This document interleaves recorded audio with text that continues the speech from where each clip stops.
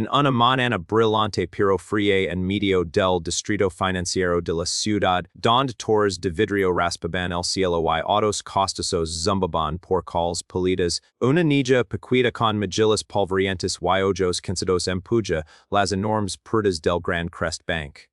Su nombre era Aria Nolan. Y sus piquias manos afroban una tarjeta desgastada de la manera en que alguien sostiene el tolotimo pedazo de esperanza que la cuida en el mundo. La luz del sol se derramaba a través de las altas ventanas, pero incluso en todo es brillo, Aria perca una sombra fragile, temblorosa y mi fura de lugar entre pisos de mum armal y columnas imponentes, y mientras avanzaba las cabezas se giraban, no por amabilidad, sino por confusión, sorpresa y un toque de juicio. Todo lo que ella quería era simple.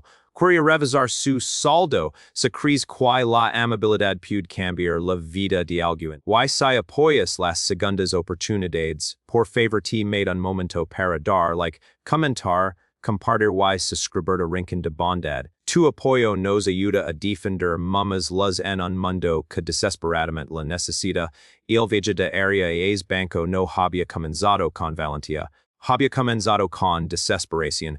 Había pasado los últimos 2 días vagando por la ciudad con solo unas pocas monedas en su bolsillo, vistiendo una camiseta gris rascada y jeans que apenas le quitaban. Su madre siempre le había dicho antes de fallecer que mantuviera la pequeña tarjeta bancaria blanca a salvo. Aria la había guardado durante 2, sin saber nunca si significaba algo.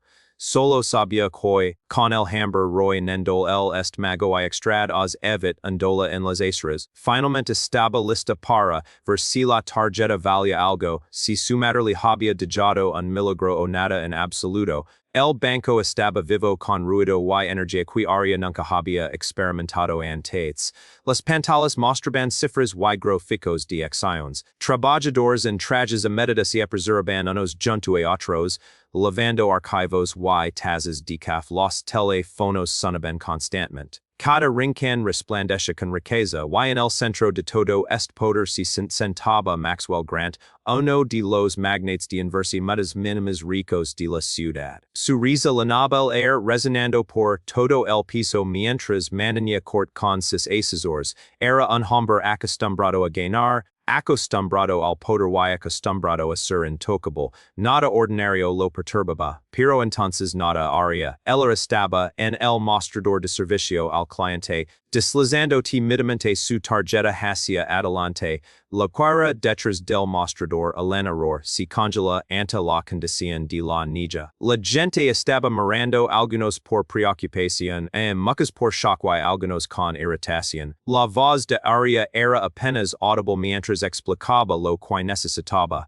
Elena le ofrecía una suave sonrisa y la guía gentilmente hacia la sección de Maxwell, porque su terminal exclusiva podía acceder a archivos más profundos de cuentas antiguas. Aria no sabía esto. Solo seguí por quería saber finamente si le quedaba algo en este mundo. Maxwell la observa acercarse con leve diversión. Asumí que esto era algún truco publicitario o tal vez un malentendido.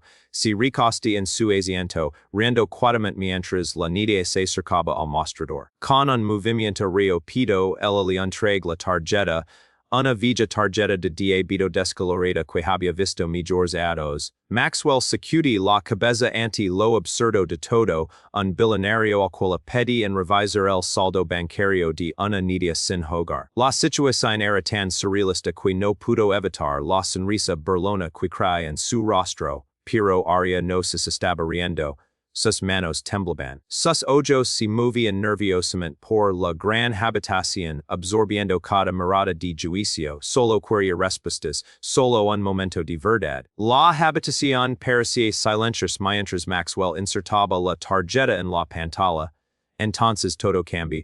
La sonrisa de Maxwell que instantáneamente. Sus cejas se llenaron lentamente, se inclina hacia adelante, riendo los dedos en la pantalla como si pudieran reorganizarse en algo más creíble. Su acercarse sus rostros cambiando de curiosidad a shock. Elena contuvo la respiración. El saldo en la pantalla no estaba vacío. no era pequeño, no era normal para alguien como aria era enorme. La madre de aria había trabajado un event en un pequeño centro comunitario donde conocía un empresario de buen corazón llamado Víctor Hale. Él no tenía hijos, estaba envejeciendo y estaba agradecido con la madre de aria por cuidarlo en sus últimos meses. Sin que aria o su madre lo supieran, Víctor había creado un fondo fiduciario a nombre de aria, un fondo creciano trasano intacto, acumulando intereses y inversiones que Víctor había establecido para que continuaran incluso después de su fallecimiento. Él había esperado que alguien de aria lo encontrara cuando más lo necesitara, y hoy era es día Maxwell miraba fijamente la cifra, daba dos cuenta de que la niga parada frente a él no era solo una niga necesitada. Era una de las personas más ricas que James había conocido, riqueza que ella misma ni siquiera sabía que existía, riqueza que podía cambiar su vida para siempre.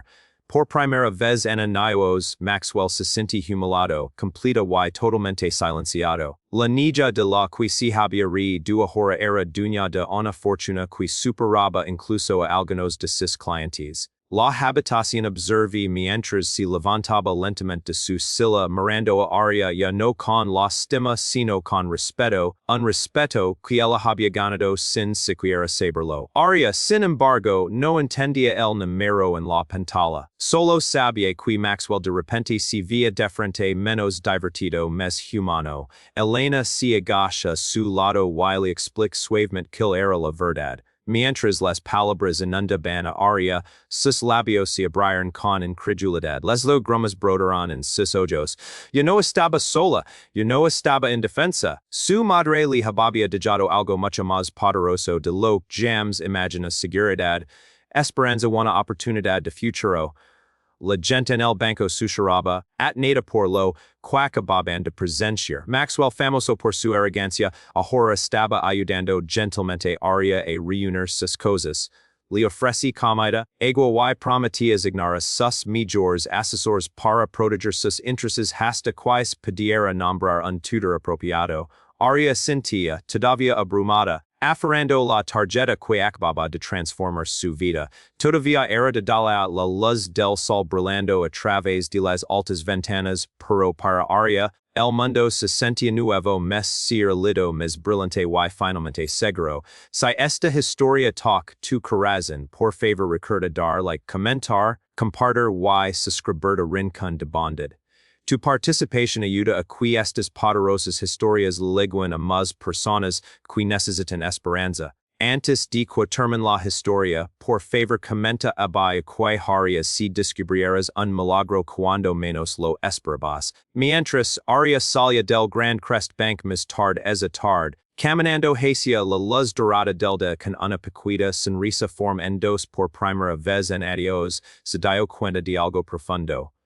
El mundo podía ser cruel. El mundo podía ser frío, pero a veces escondidos en los lugares más inspirados, había regalos dejados por aquellos que nos amaron, regalos lo suficientemente poderosos como para cambiarlo todo. Es día, aria leva el suyo cerca de su corazón, sabiendo que su vida ya no estaba definida por el miedo, sino por la posibilidad.